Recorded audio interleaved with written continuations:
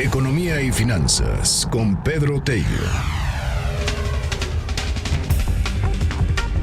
Previo a una mesa que tendremos en unos momentos más, la mesa económica con Mario Maldonado, Enrique Díaz Infante y con Pedro Tello. Te saludo con mucho gusto, Pedro. Te mando un abrazo. ¿Cómo estás? Luis, qué gusto saludarte también a ti y a quienes siguen este espacio. Sí, en unos minutos más por allá en mesa económica para hacer un corte de caja de cómo está este país y para dónde apunta el Plan Nacional de Desarrollo. Oye, cuéntanos, la Hacienda está levantando un dique contra la contratación personal en delegaciones. Cuéntanos, Pedro, al respecto de este tema.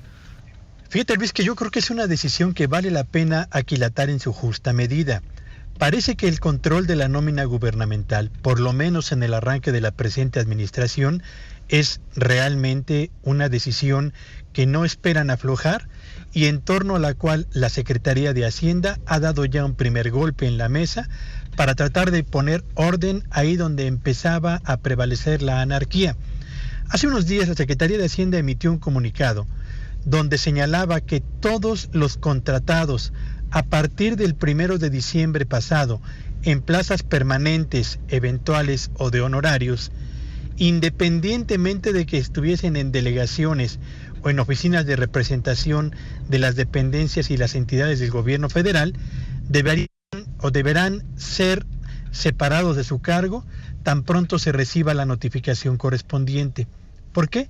Bueno, pues porque se dieron cuenta de que empezaba paulatinamente a cundir un método silencioso pero muy eficaz de ampliación de los puestos gubernamentales, particularmente en las delegaciones y oficinas de representación de las secretarías de Estado y de todos los organismos de control presupuestal que dependen fundamentalmente del gobierno federal. Esta instrucción, que además de oportuna, es bastante contundente, busca ratificar, por una parte, las atribuciones que le corresponden a la Secretaría de Hacienda por cuanto al manejo y el control del gasto público, y dos, y de manera muy especial, Luis, enviar la señal de que el asunto de la austeridad, por lo menos en el arranque de esta administración, no parece ser un discurso, al menos en lo que al manejo y el control de la nómina. ¿Por qué se trata de una decisión importante que vale la pena, yo diría, ubicar como lo que es una buena noticia? Bueno, pues por lo siguiente.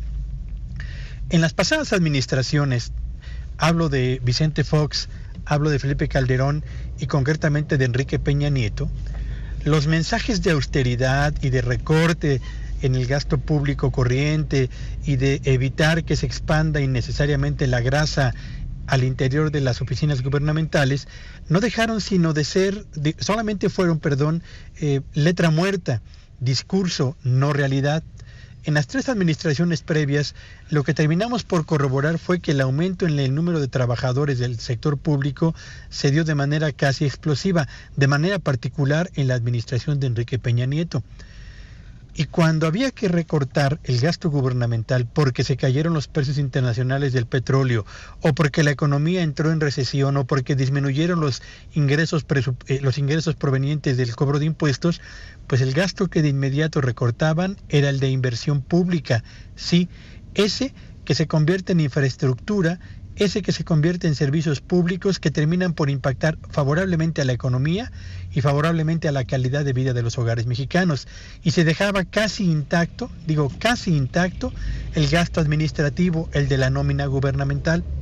Ahora, lo que se está haciendo es privilegiar fundamentalmente el control del gasto gubernamental en nómina para tratar de mantener intacto en la medida de lo posible el gasto de inversión gubernamental. Por eso se trata de una decisión que vale la pena en todo caso apoyar, en la medida en la que habla, al menos hasta ahora, del intento de control al interior de la nómina gubernamental, Luis, y del interés por evitar que se repita exactamente la misma historia de recortar el gasto público con cargo a la inversión que genera riqueza, empleo y bienestar para los mexicanos. Así que oportuno dique levanta la Secretaría de Hacienda contra un método eficaz de contratación silenciosa al interior del gobierno federal, Luis. Pedro, pues te aprecio muchísimo. Vaya que no está nada fácil, este tema. Y mira que se une a lo que está pasando con algunos burócratas también, que empieza ahí a surgir la información de la cantidad de despidos que hubo. Pues muchos de esos despidos tenían créditos importantes en bancos y bueno, comienza a trascender la posibilidad de que se vuelvan a renegociar gran parte de estos créditos. ¿Qué opinas al respecto, Pedro?